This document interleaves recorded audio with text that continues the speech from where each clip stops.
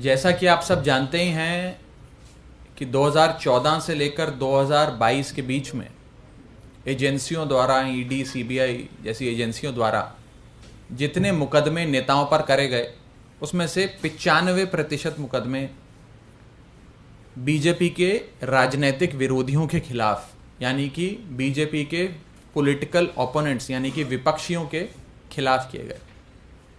आप सब ये बात जानते हैं कि 2014 से लेकर 2022 के बीच में बताया जाता है कि 125 बड़े नेताओं पर मुकदमे हुए। 125 में से लगभग 118 बीजेपी के राजनीतिक विरोधी हैं, यानी कि विपक्ष के नेता हैं। ये तो जग जाहिर है, आप सबने देखा, समझा, कई अखबारों में भी पढ़ा। और बड़े बड़े नेताओं पर मुकदमे किए। मनीष सिसोदिया से लेकर संजय राउत तक, राहुल गांधी से लेकर सोनिया गांधी तक, पी चिदम्बरम से लेकर फारूक अब्दुल्ला तक, अनिल देशमुख से लेकर नवाब मलिक तक, सारे जो बड़े शीर्ष नेता हैं अपनी अपनी पार्टियों के, उन पर मुकदमे दर्ज करे गए और केसेस को पकाया गया। पकाया इस तरह गया कि जब मौका मिलेगा, चुनाव नज़दीक आएगा, राजनीतिक परिस्थितियां बदलती नजर आएंगी, तो समन भेजकर उनको बुला लेंगे, एजेंसियों के चक्कर कटवाएंगे और फिर भी वो नेता नहीं माना तो उसे पकड़ के जेल में डाल देंगे। ये चलता आ रहा है। और इस बीच एक बड़ी राजनीतिक डेवलपमेंट होती है। वो बड़ी राजनीतिक डेवलपमेंट है इंडिया गठबंधन का बनना।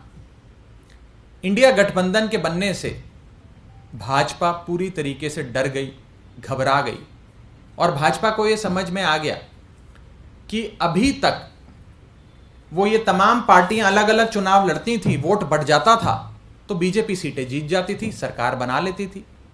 लेकिन इंडिया गठबंधन बनने के बाद सारे एकजुट होकर अगर चुनाव लड़ते हैं, भाजपा के एक प्रत्याशी के खिलाफ इंडिया गठबंधन का एक प्रत्याशी चुनाव लड़ता है तो भाजपा की सीटें कम होती हैं और भाजपा हार के नजदीक आ जाती है और लगभग हारती हुई नजर आती है।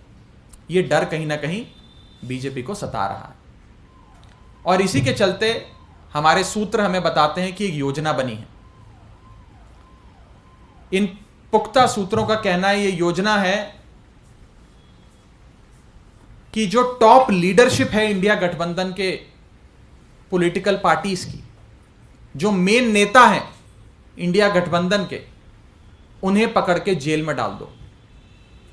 जब टॉप नेता जेल में डाल दिया जाएगा तो वो चुनाव कैसे लड़ेगा?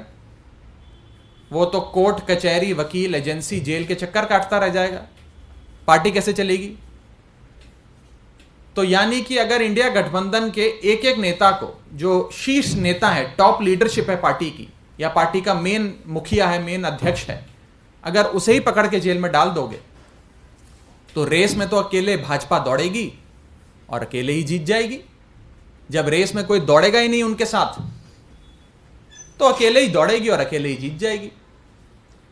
इसी श्रृंखला में एक योजना बनी है और उस योजना में पहला अरेस्ट दिल्ली के मुख्यमंत्री अरविंद केजरीवाल का भाजपा की एजेंसियां करने जा रही हैं।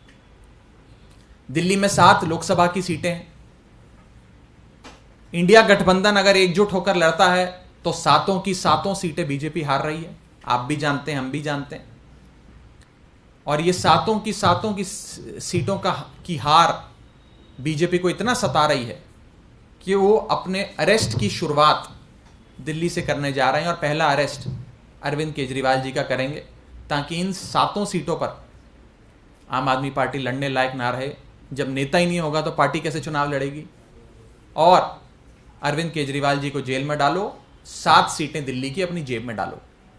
ये भाजपा का लक्ष्य है। इसके बाद ये लोग अगला अरेस्ट जो करने जा रहे हैं वो एक ऐसे राज्य का है जिसमें 14 सीटें आती हैं। 14 की 14 लोकसभा सीटों पर भाजपा की हालत खराब है। आप